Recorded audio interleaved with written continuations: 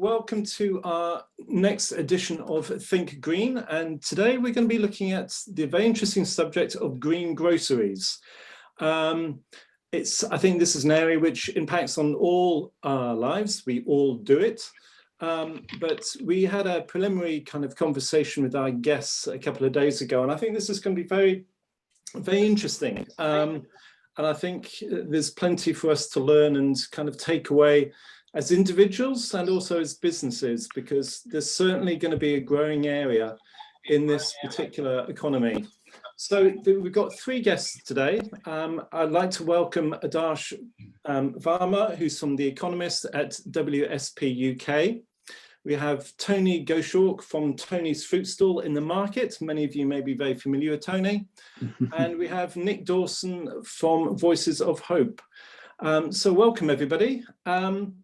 I want to just quickly get everybody to introduce themselves, and then we'll go on to the questions. So first of all, Adarsh, can you just introduce yourself and say what you do? Thank you. Thanks, Forbes. My name is Dr. Adarsh Varma. I'm a director in our advisory and economics team in WSP, which is a multinational engineering and management consultancy. But I'm also a passionate horticulturist at heart, and I'm studying for a couple of certificates at the Royal Horticultural Society. So I'll be wearing two hats today in kind of speaking on this really interesting topic. Thanks, Forbes. Thank you, and a warm welcome. Tony. Hi, my name's Tony. I'm a Kingston market trader, have been for 38 years. I'm a greengrocer. Most mornings, 3 a.m, I drive to my wholesalers, buying fresh fruit and veg for the local community. I love my job. I'm here today because we need greener groceries now. Welcome, Tony. Thank you very, very much. And Nick. Thanks, Forbes. Hi, it's nice to be here. I'm Nick Dawson, and I work for Voices of Hope, a Kingston-based charity, and I lead two of the food projects that we run. First is Bright Box, which is a recipe meal kit with the dual aim of alleviating child food poverty and teaching children to cook from an early age to give them some self-sufficiency and bring the family together around food.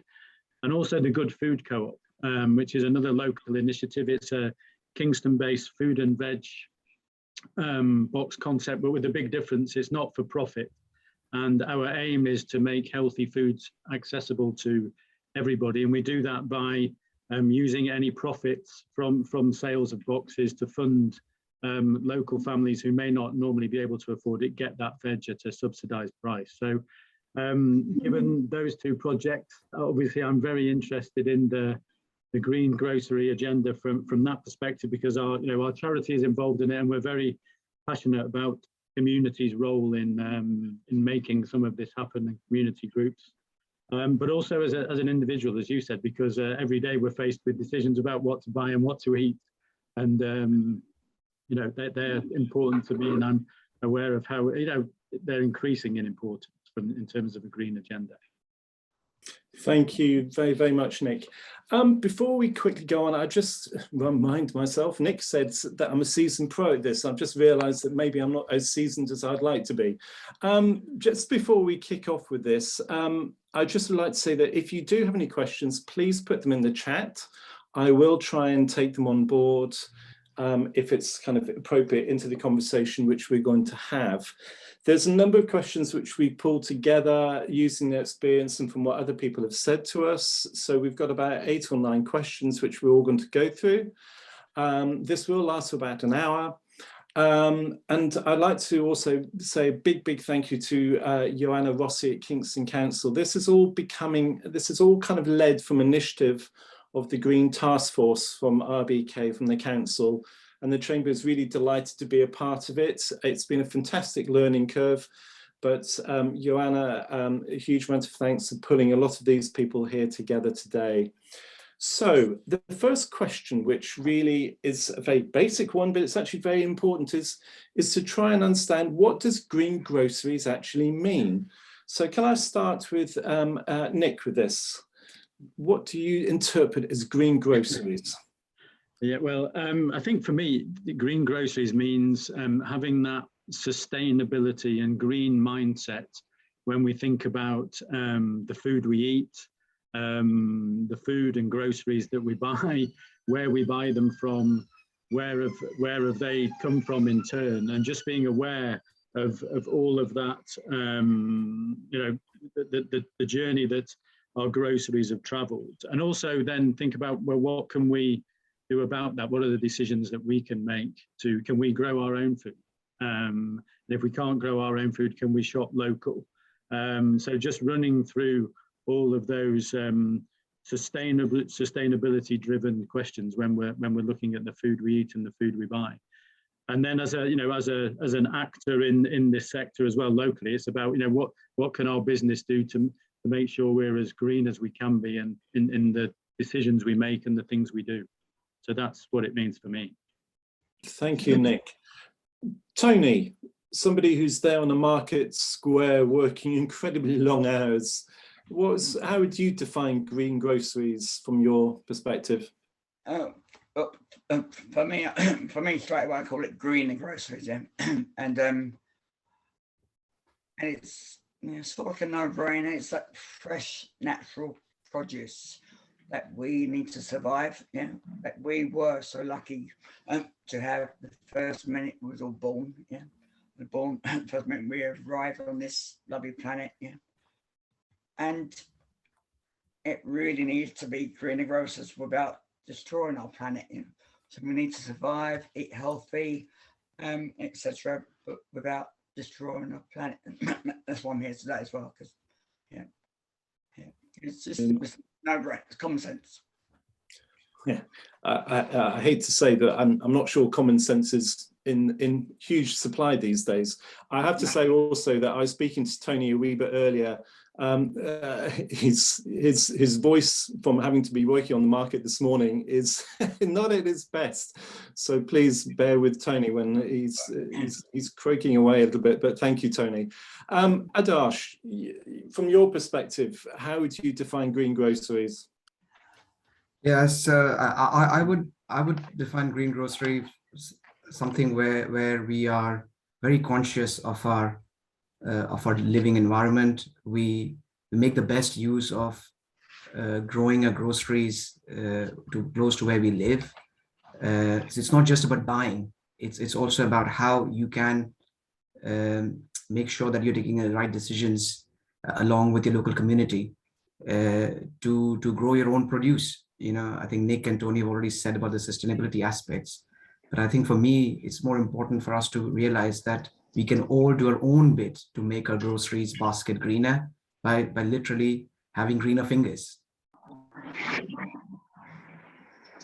I totally agree. I mean, which kind of leads a little bit on to one of the big questions which we often hear. It's about sort of supply chains with food and sort of how can they be shorter and a little bit more cost effective? While you're here, can you just explain from your side again how local supply chains can work and how they're much more cost effective here? Yeah, and you've chosen the economist to answer a cost question, so that's fine.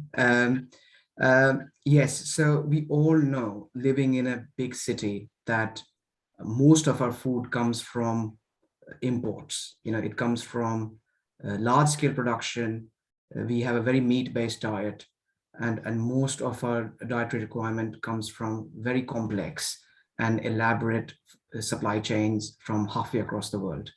And it just doesn't make any sense that you are spending 4 times the energy to ship a kiwi from New Zealand than what you get from actually eating it. You know, it's fundamentally wrong, even for an economist.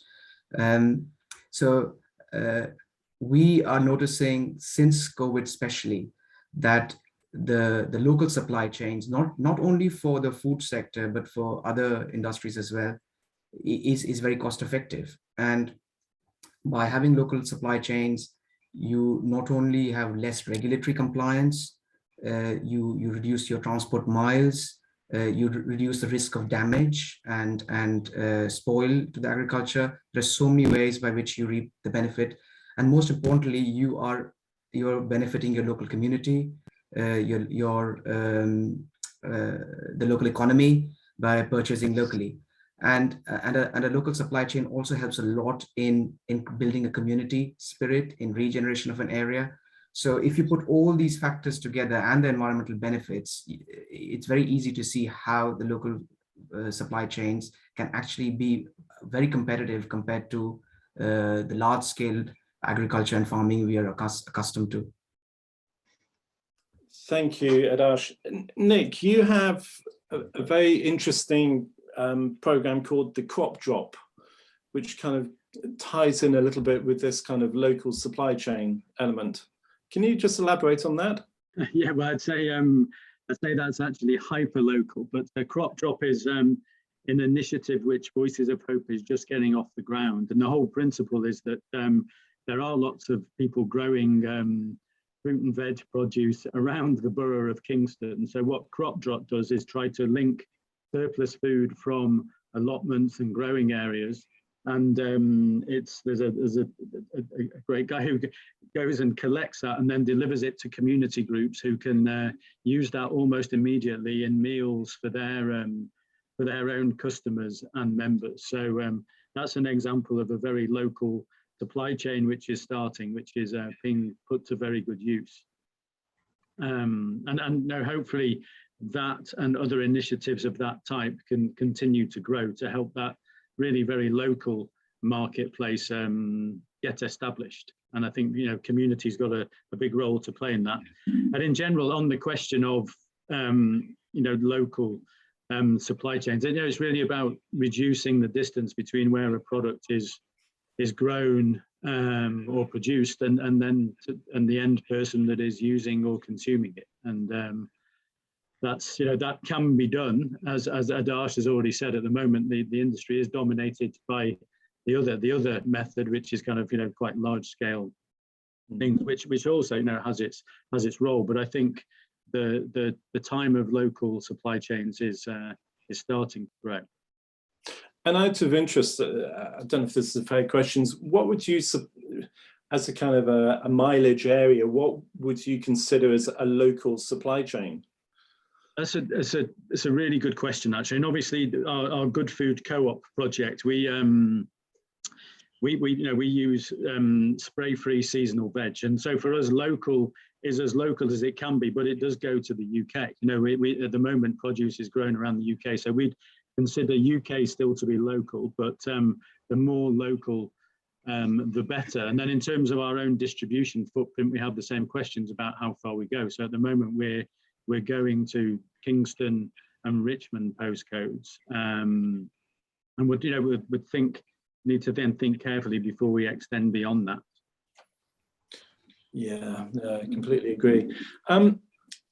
Okay, so the list, one of the big things which really came out of our prior conversations was this element of the logistics of food and the packaging. Packaging, I know, is a concern for a lot of people, not just simply putting it into a plastic bag at the end of the shop. It's the way things have got, the whole chain of this.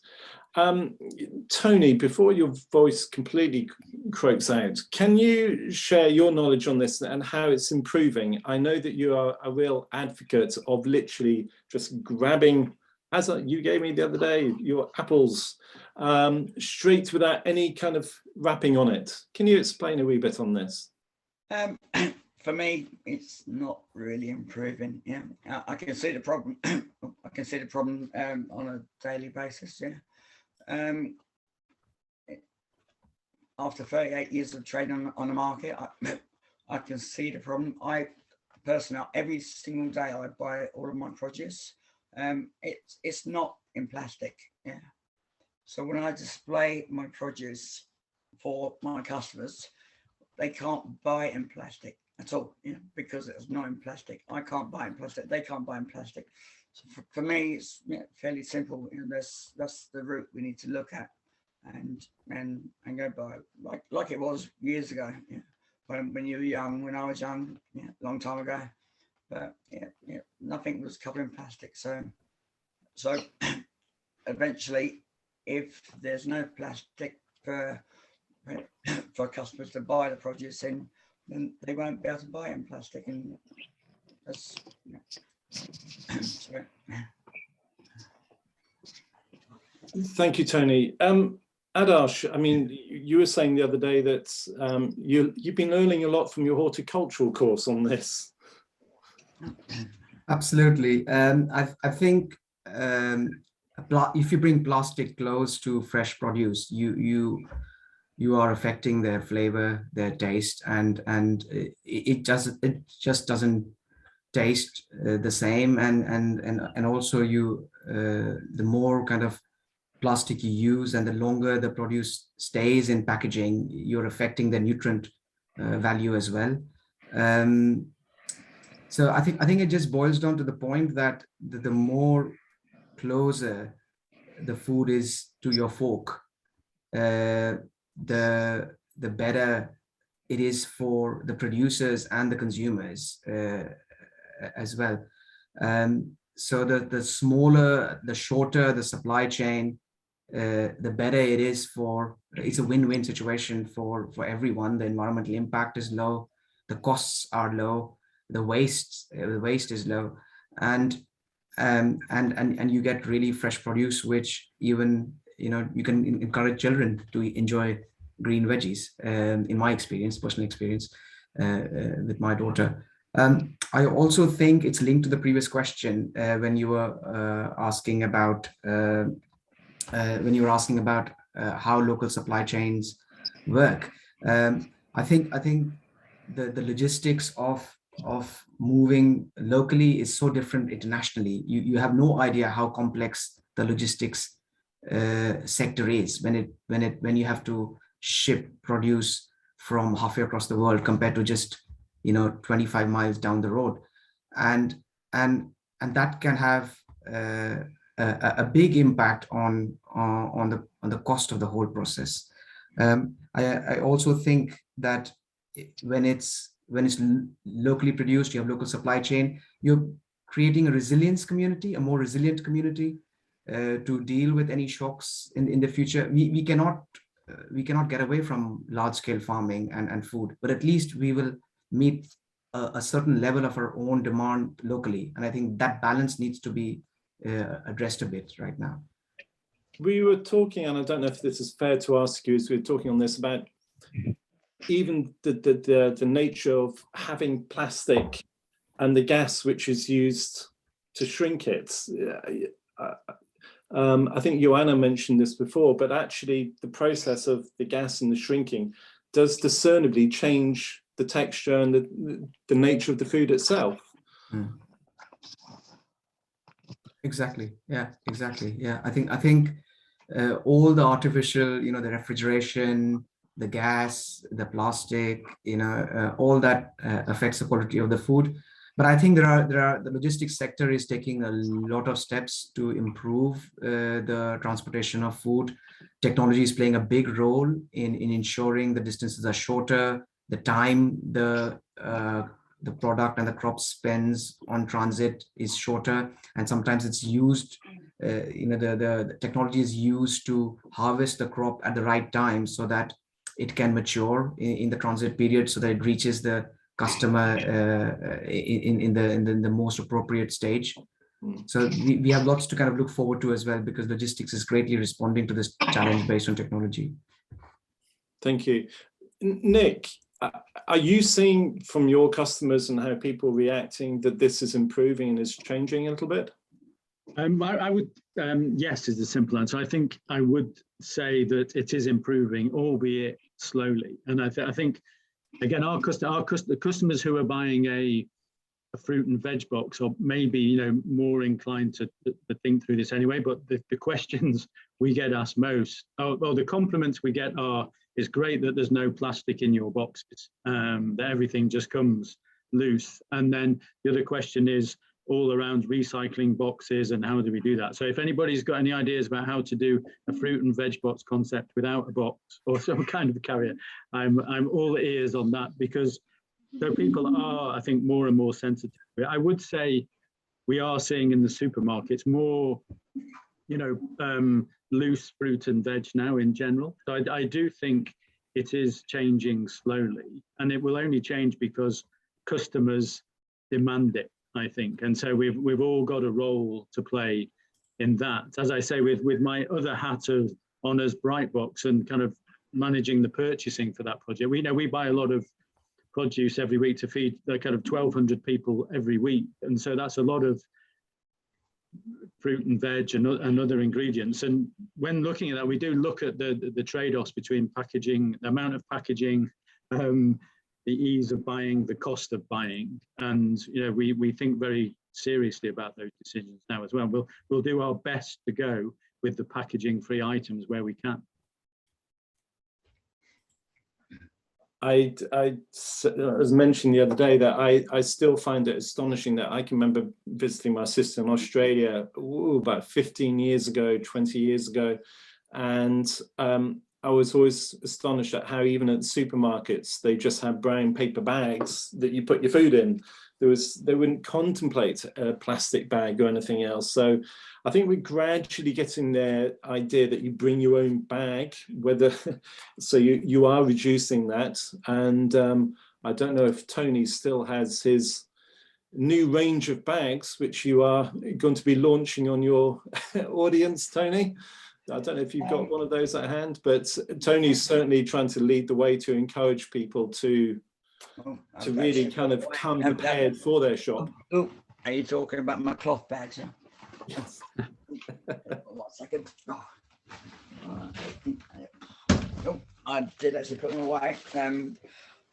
Very quickly. Most of my produce does not come in plastic. Yeah, hardly anything at all. And yes, I use the brown paper bags that you're talking about now. Yeah, even now, and I've done as well. My new idea is similar to other supermarkets. Yeah, and my new idea is to have my bag with my logo on it, and that will give away to a lot of customers. I think about 1,000 customers to start with, and they will hopefully walk around Kingston advertising and also bringing back that bag. So yeah, to be reused. That's brilliant. There's actually a question here, and actually you probably may be in a good position to answer this, which is, the question is, we're told we need packaging to reduce waste from spoiled fruit. How would any of you answer that one? Because I think it's actually it's a good question. It's in terms of, we're told not packaging to reduce waste from spoiled fruit. I do get that one, because in a supermarket, if everyone's touching, feeling. So can you imagine peaches and nectarines and cherries and strawberries? So if everyone's doing that, it will damage the fruit. But if it's in packing, that can't happen. But years ago, yeah, they somehow we managed. So we have to compromise. And I think that does go to the heart of this kind of question that the further about local supply chains and how interlinked all of these questions are, because the further any produce travels, typically the more packaging it's going to need, either to protect it or to prevent spoilage, and which is another way of saying kind of extending the life.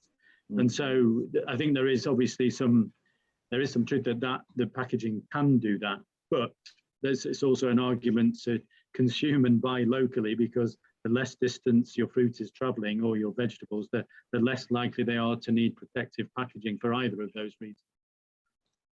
Yeah, I think that's a really important point, Forbes. If I could just come in, there are certain fruits and like herbs which are more tender, but on the flip side, some of these are easier to grow in your community projects and in your own garden, on your own windowsill, and I think it's that choice as well.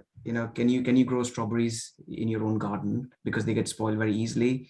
Herbs, for example, it's so easy to grow, and you avoid some of this damage related issues which you see in the supermarket. So I think these are some of the behavioral change and And we were discussing this point before yesterday, I think, about education and knowledge. It's, what I've learned, just by doing a course, why can't it be a bit more mainstream, so that people can make these decisions for themselves and then choose which product they buy from the supermarket and which products they can buy from the local farmers market or the local community project.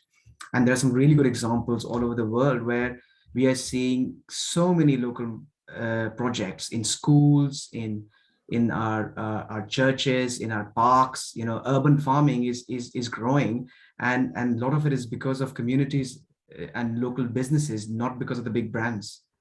I was actually, you read my mind a wee bit there, because I was going to ask you a little bit more about this kind of urban social farms. I think you said there was a particularly good example from Copenhagen, but the urban social farms just seems to be a fantastic kind of approach to community farming. Everybody can contribute, and you said there's one example where actually it helped to provide food to homeless people, and because of the nutrition value which it could provide. Could you elaborate on that a wee bit? Absolutely. So I think it's become more prominent in the pandemic. Even in the US, urban farming is already accounting for 15 to 20% of a city's food needs, and it's projected to grow. The sheer amount of space we have through rooftops and window sills, or even our kind of back gardens and shared spaces, provides immense opportunities for urban farming. The Copenhagen example is really interesting, where around 900 canteens in the city are all sourced from local farms, and the chefs have been trained to produce seasonal local based dishes, so that they don't complain that they don't get this ingredient and another product. And that has had a big impact on educating the people to eat more healthily, eat more organic food, eat more seasonal food. And because the chefs are preparing it, naturally they're more kind of exciting and tasty. But creating a whole environment ecosystem to support this, 900 canteens is a big amount. It has reduced waste, it has reduced carbon footprint, it has created new jobs, new skills, and this is something which can easily be scaled up across a number of cities. And I thought that's a great example in Copenhagen. Copenhagen is part of the C40 network, and other cities are also trying to kind of replicate this model. But I've been very excited about this model in Quezon City, which was hit heavily. The supply chains were hit heavily in the pandemic, and they have created around 150 organic farms to grow fresh produce, and because of this, they didn't expect the sheer volume and quantity of crops and fruits they could grow, that the cost was really low, and even homeless and very impoverished people could afford to buy fresh produce, which helped in improving their health and nutrition. So I think there are a lot of positive benefits of organic and local farming, which we are just not recognizing right now. Thank you. It's fascinating, and we were talking about in terms of the land available in Kingston. I mean, the nearest I think we were talking about was possible some allotments, but that idea of traditional huge big markets, it's a fantastic way of bringing communities together and actually having that rich variety. And obviously there is that in different countries. Joanna was talking about the ones in Greece. It's something which I wish we could get a little bit more of over here. I'm going to come back to you in a second on this, Adarsh, but Nick, we often sort of, larger businesses do take good practice from smaller ventures and smaller businesses when they're sort of starting out. There's something a little bit more creative and innovative of startups and smaller things which larger ones absorbed. Sort of current green grocery examples, can you see sort of ways that what you might be doing and other people have been doing are beginning to influence the larger supermarkets? Well, I think we've already touched on some of them. I think there are, and things like the loose vegetables. I think it's an easy one, but it wasn't happening, and that now is happening in a lot more supermarkets, and also that the idea of buying bulk. A lot of bigger places are now doing. You can buy pulses, you can buy seeds, you can buy things like that in bulk and take your own containers. So I think those are things that have started in smaller businesses and retail outlets that are now being adopted, which is a great thing, I think, for everybody. And just talking of kind of innovation and sharing ideas and building on, some of what Adarsh was saying, I was reading that in the US now that there are a few cities that have got this whole idea of like a food hub, where there's a center where kind of local producers come together, and there's a local infrastructure to help get that local produce to local consumers. And wouldn't it be great if we could get something like that going in Kingston? Yes, certainly would. I'll go to Adarsh and then on to Tony. Adarsh, have you seen a sort of a bit of a knock-on or an influence? Sorry, I was typing to one of the participants, Forbes, replying to winter herbs. No, so I missed. Apologies, I missed. Yeah. No, I just, before I go on to Tony, because have you seen sort of the way that the practice and the ingenuity of sort of small organizations influencing what goes on with larger supermarkets? So I'm doing this. I'm doing this project in Iceland, and Iceland, they have a very harsh climate. So I'm doing this project to look at urban agriculture, smart agriculture in Iceland, and they have been influenced by a lot of startups, small companies, small businesses coming up with new ideas to grow in an environment-friendly way in greenhouses. So I think technology and especially technology from small business will play a big role here. But I also think that these small-scale community projects we're talking about, small businesses, need like maybe a big company to scale it up, and support it in a way, because these good examples you've seen from other cities can benefit from the kind of knowledge and the power some of the bigger companies have, along with these grassroots ideas. And we should also keep in mind that some of these big companies are also signing up to some very stringent environmental and sustainability performance criteria, the SDG goals, their ESG goals. So they're also looking for good models. They're also looking for good business models to adopt. So we should not always think of them as like this big devil, or this, if there are good business models from small scale industries, there are opportunities to go up to your Waitroses and your Marks and Spencer, who have very strong and ambitious ESG policies right now. Thank you very much. That's very interesting to hear.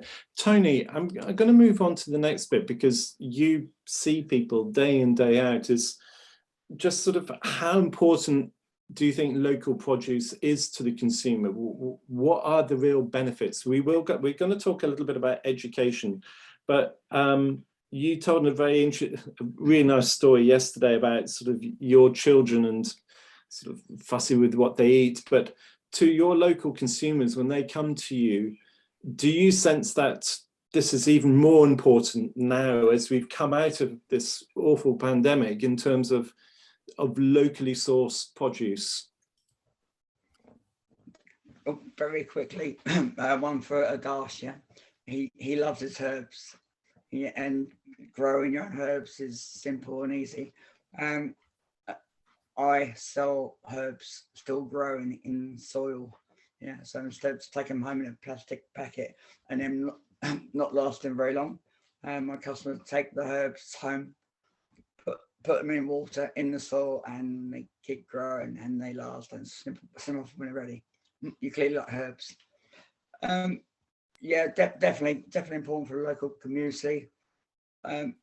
More so when the pandemic hit, customers realised how important local shops and local fresh produce was, and how much better it tasted, and started to think about air miles and the planet and where it came from. Yeah, English food, raising quality. Yeah, it's definitely very important. Definitely, yeah, the pandemic really did make people think and change completely.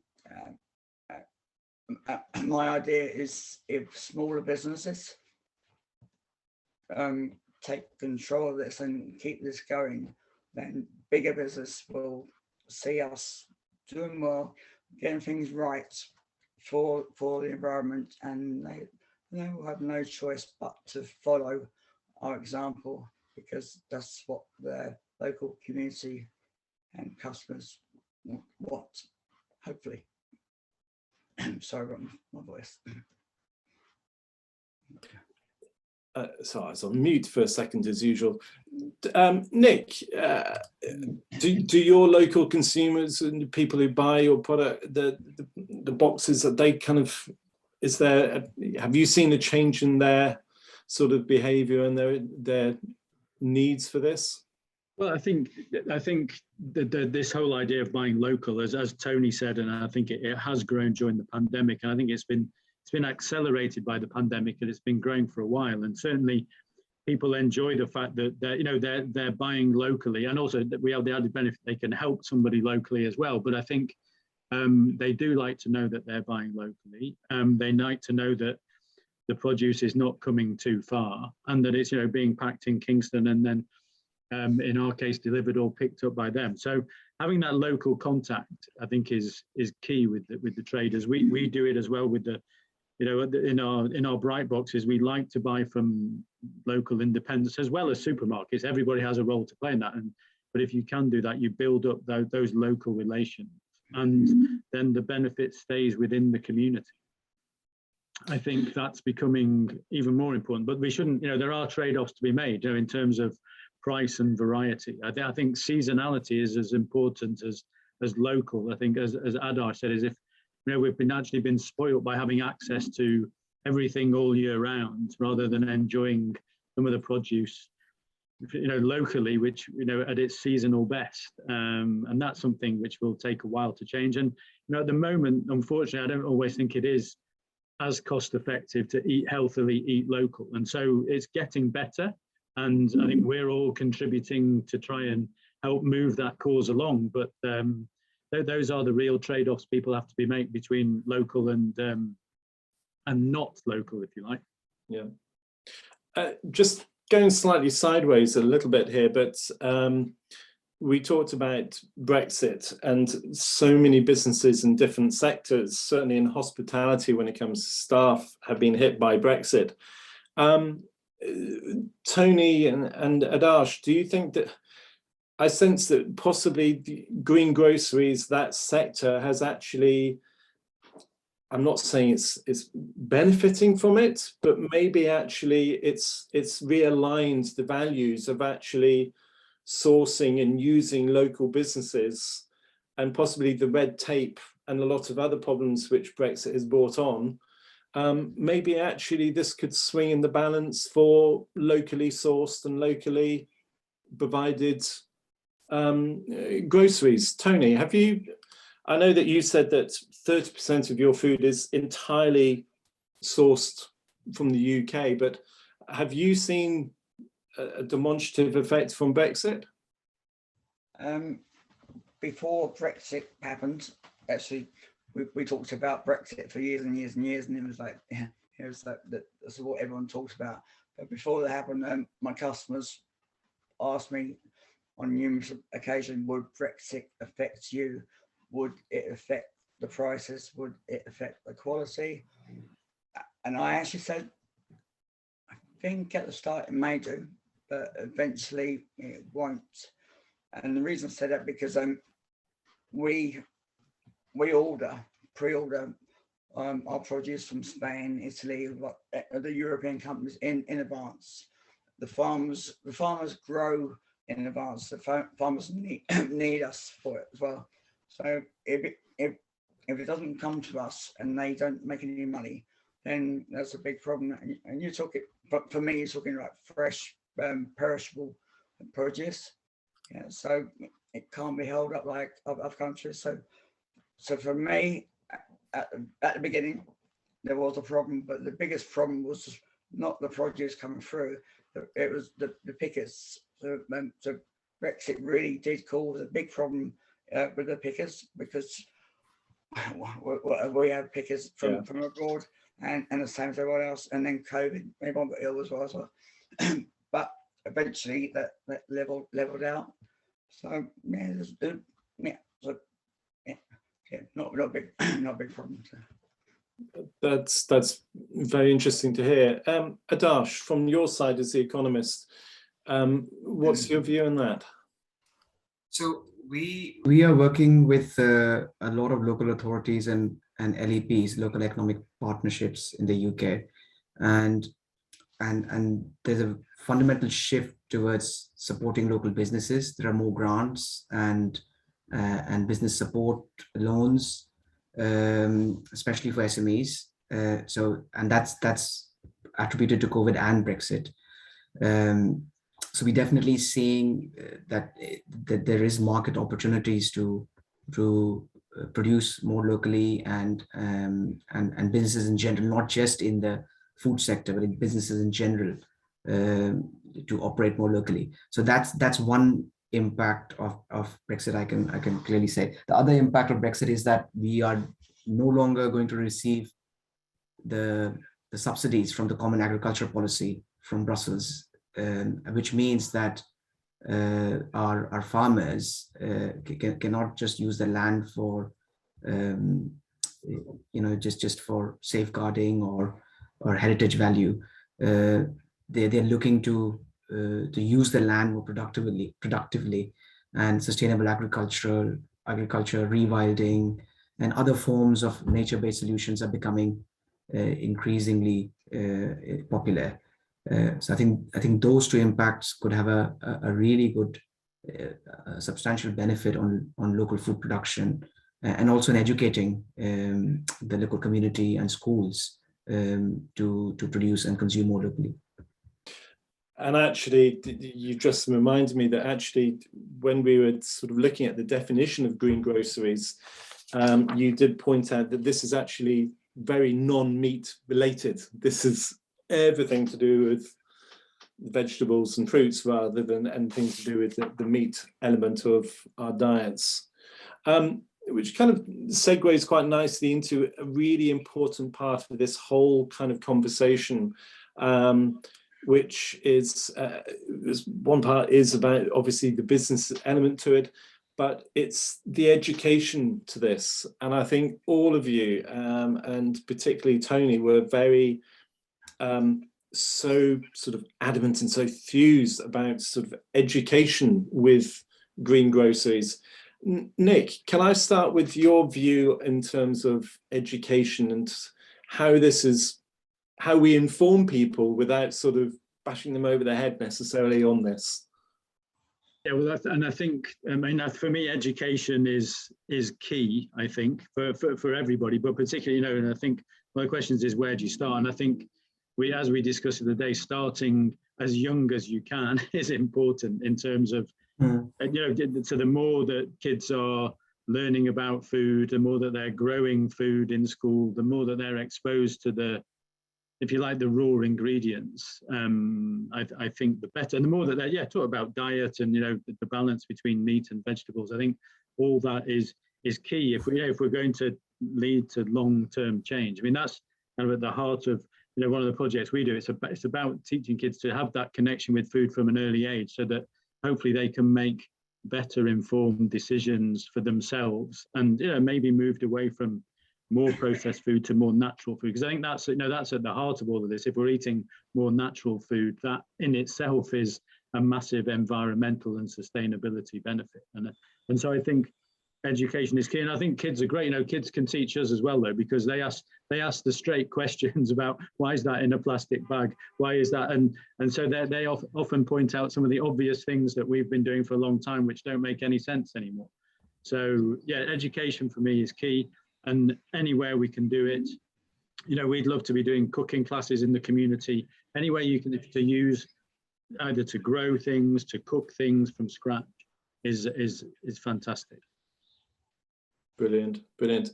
Tony, you have a fantastic story about your kids and their appreciation of food as they've got older. Do you want to share that again?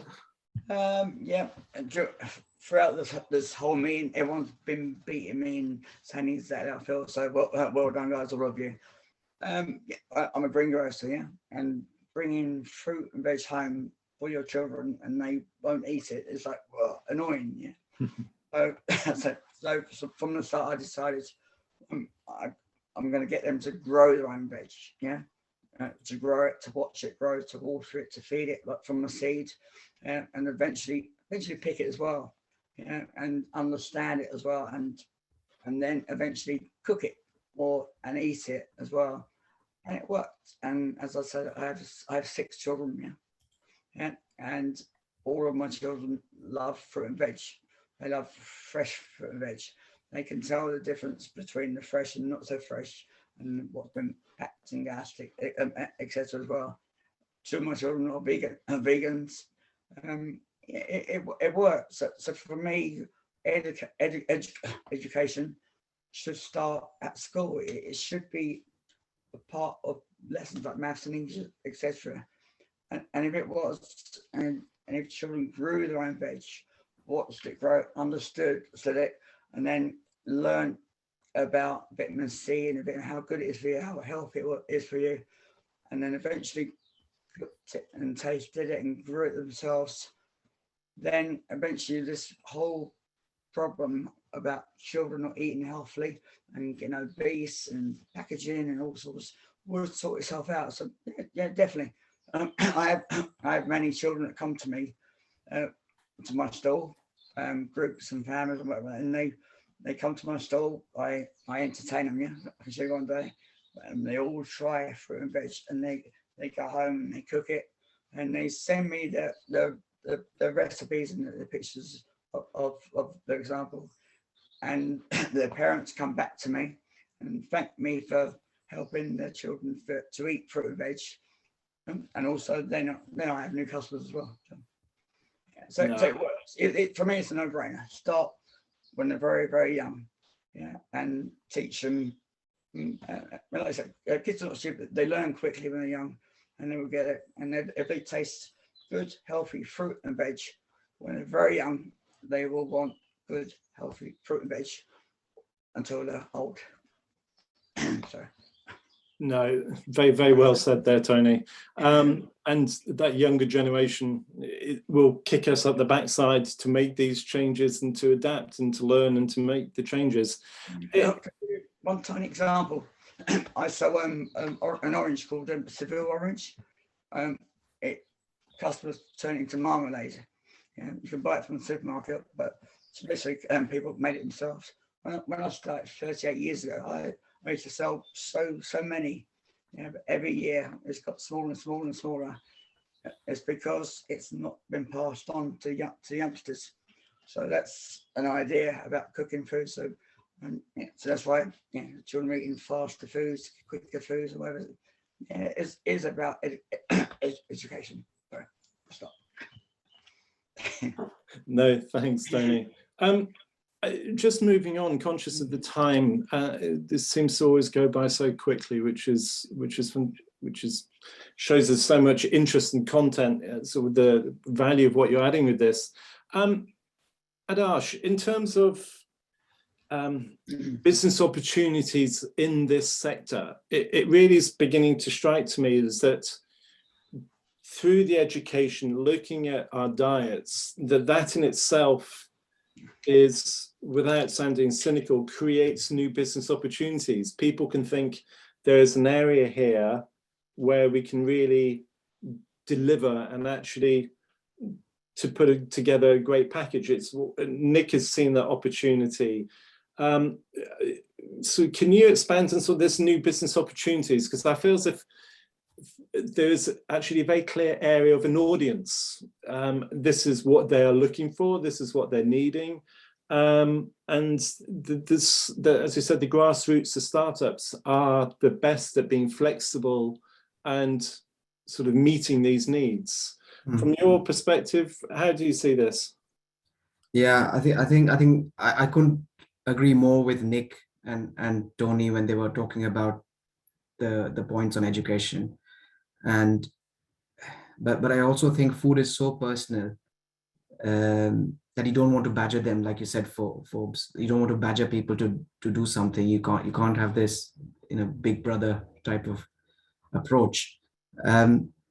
But there is some serious education and communication to be made to move away from this meat and dairy and animal-based diet, which is just increasing. And no matter how local we have a green grocery, if we do not make that fundamental shift, the environmental problems, the sustainability and climate problems will still remain. So I think this education and diet and health needs to be thought about along with the local supply chain and the green grocery agenda. Because if you look at your high streets, you see these fast food and your fried chicken and your so many options. You don't see your community stalls or your a food truck selling fresh produce or green grocers as much as you see all these other distractions. I mean, they're not distractions, but they are, you know what I mean.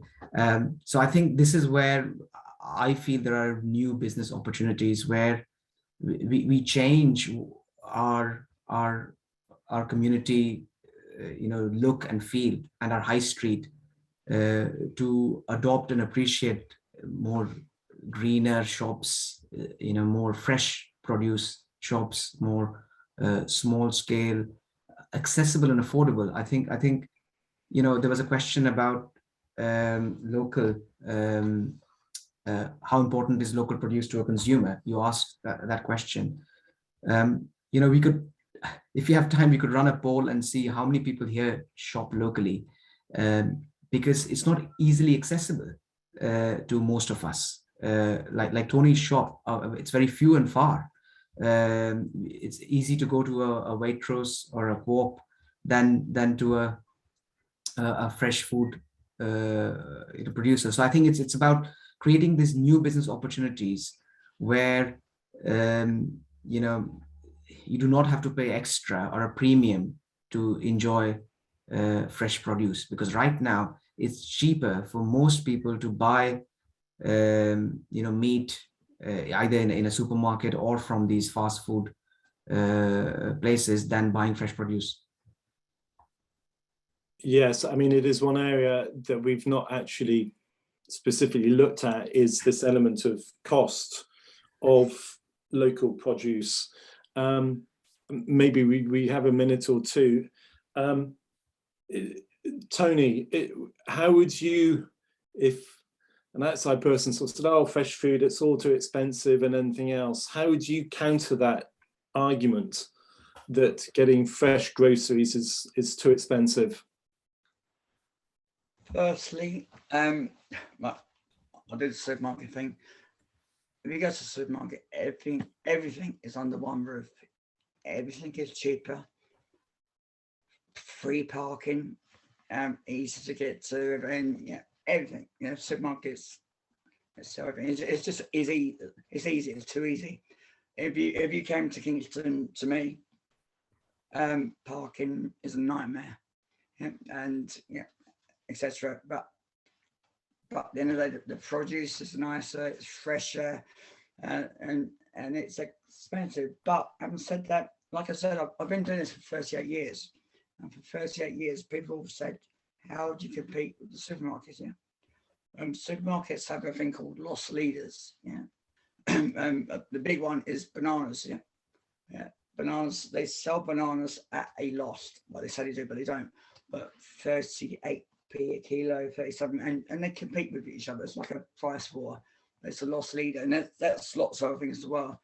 But that's what they do. And my bananas are 130 a kilo. I can't compete, but I still sell my bananas. Yeah, not as many, but I have done for 38 years. So there are lots of losses like that. But then, I'll stop and say. But once they're in the supermarket, that's what they want. Yeah, they want you in there, and then they go and pay $3.50 for some raspberries in a plastic container, and mine are £1. Yeah, sorry, my throat's going. Don't worry. Nick, we are needing to wrap up. So what I'll do is that I'll start with you, Nick. If you were a business considering entering into this world of green grocery, what top tips would you give on this? Good question. Well, having done it, I think we did it as well with the help of some local actors in the council. But I think that it sounds like a cliche, but do the obvious, like try and do a bit of research. And as Adarsh is saying, the market is changing. I think it's right for innovation and for doing new things on a local scale, and the consumers will be receptive to that. So think about what the consumers need, and they're kind of the obvious ones. But then I think I'd say, in the context of today's conversation, start local and do something well, because if you start within a well-defined but not too big geography, so that you can excel and give customer satisfaction and get things right. And I think the other thing that I've learned as well, having been involved in this over the last couple of years, is don't try and do everything on your own. There's lots of like-minded people out there now. There's much more of an element of we can all be in this together, I think. So there may be big companies, other small companies who are doing similar things to what you might want to do, or being in different parts of the kind of supply chain. So try and link up with them, talk to them to get some advice, and see if there are ways you can kind of work together to minimize risk for yourselves and also maximize the impact you're making overall on the local community. Brilliant. Adarsh, what top tips would you give to people with this? Yes, so I think my top maybe 3 tips would be, the first would be that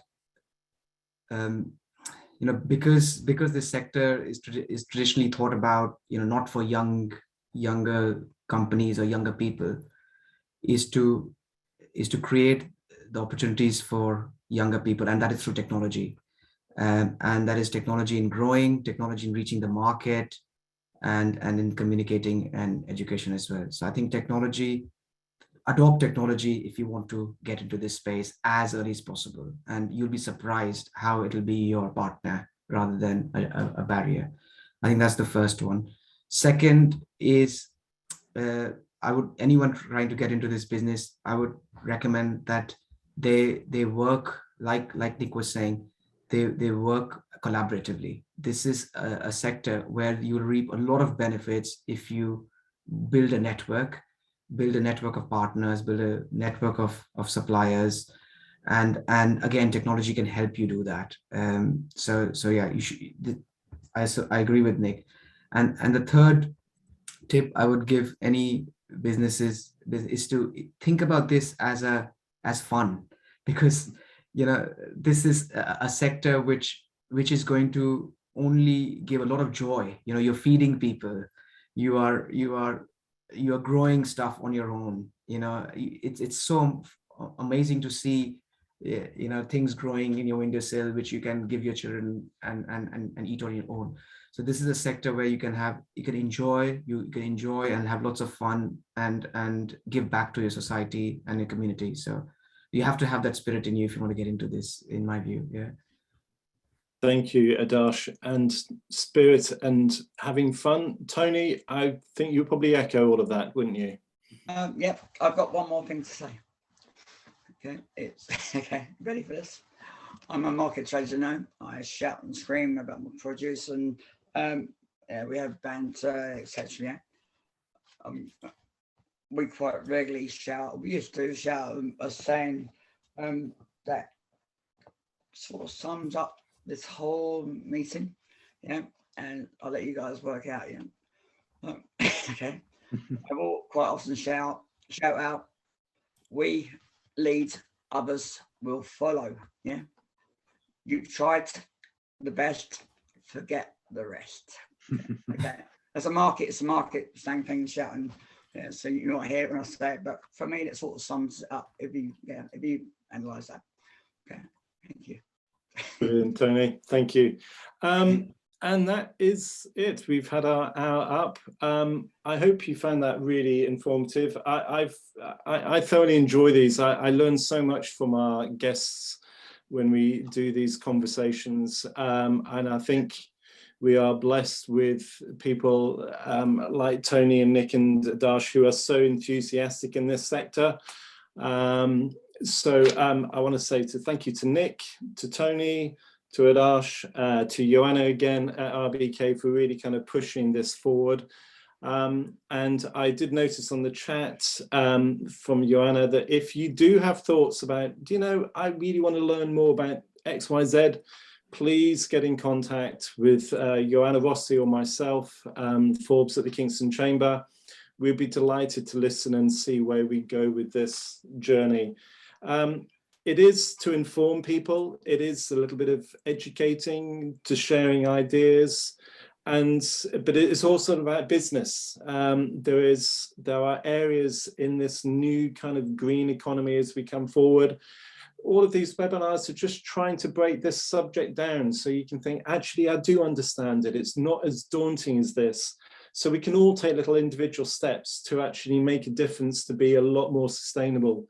But I tell you, it's fantastic having guests like we've had today who really are doing it day in, day out. So thank you so much. And thank you to everybody for listening and for the chat. Some really interesting notes and comments there.